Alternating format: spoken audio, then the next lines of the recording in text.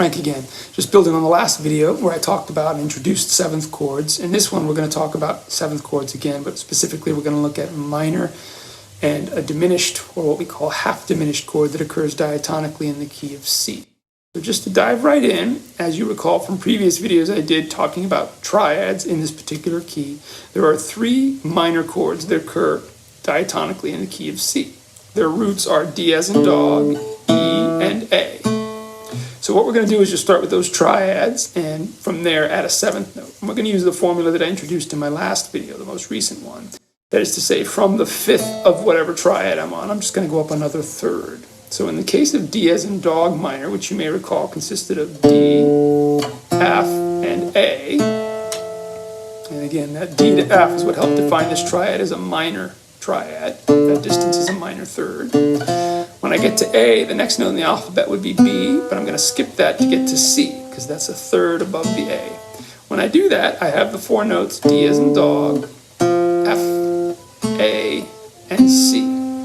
Those 4 notes define the D as in dog minor 7 chord. So it's worth noting, as I did toward the end of the last video, that the distance from D to C is now once again a minor 7th. We talked about that in relation to how we could also have what's called a major 7th, when the 7th is only a half step below the root, or specifically the octave of the chord.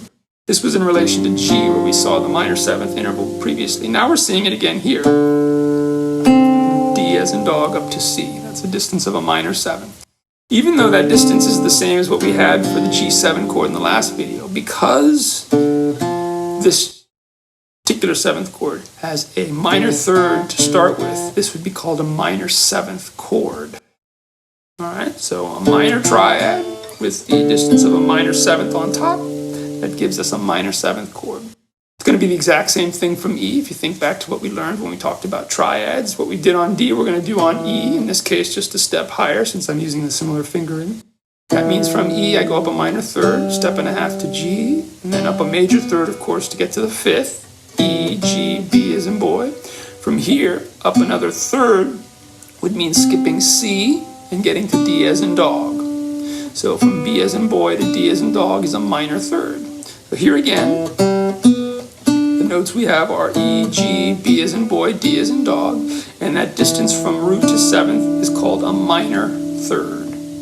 Excuse me, minor 7th, minor 7th. Just like we saw for the D to C, by the way.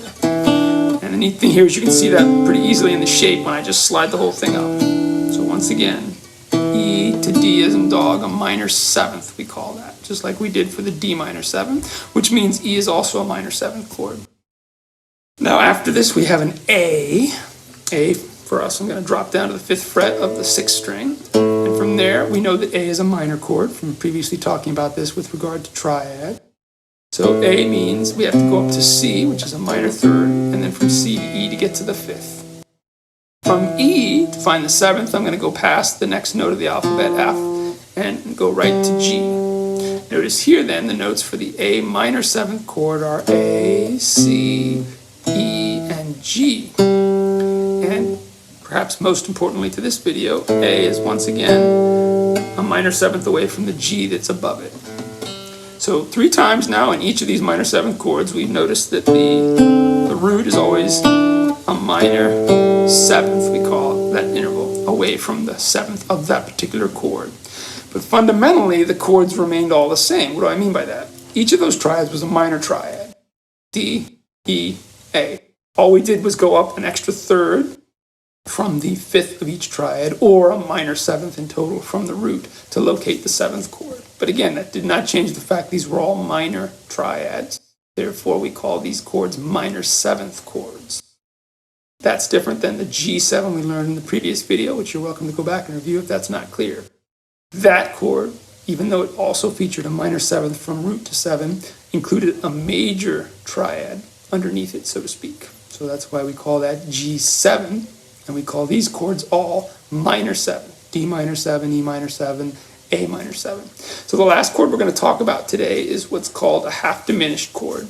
Sometimes this is referred to as a minor 7 flat 5 chord.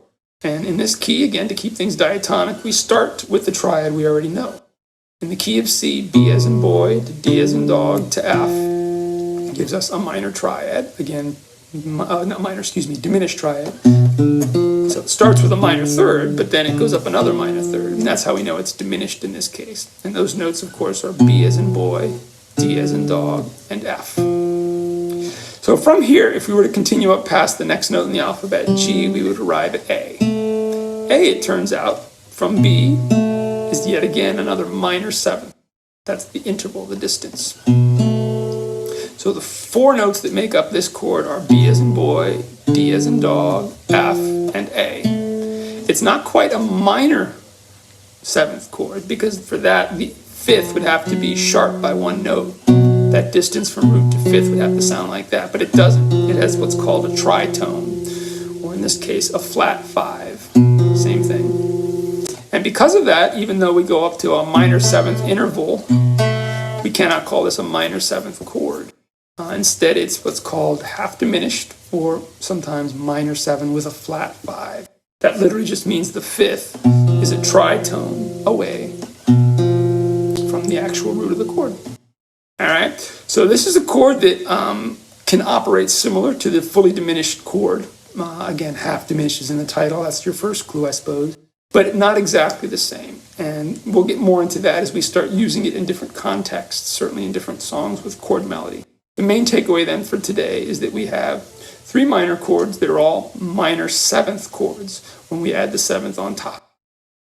D as in dog, minor seven, E, minor seven, A, minor seven, and then one what we now call either half diminished or a minor seven flat five. B as in boy, D, F, A. That's our half diminished chord. Over the next few videos, we'll go ahead and look at how to go ahead and voice these chords. For now, if you want to get a jump start on that, there is a link in the description to a PDF that shows you once again how to build these chords from root, third, fifth, and seventh, and also how you can start using some voicings across different string sets to go ahead and play them.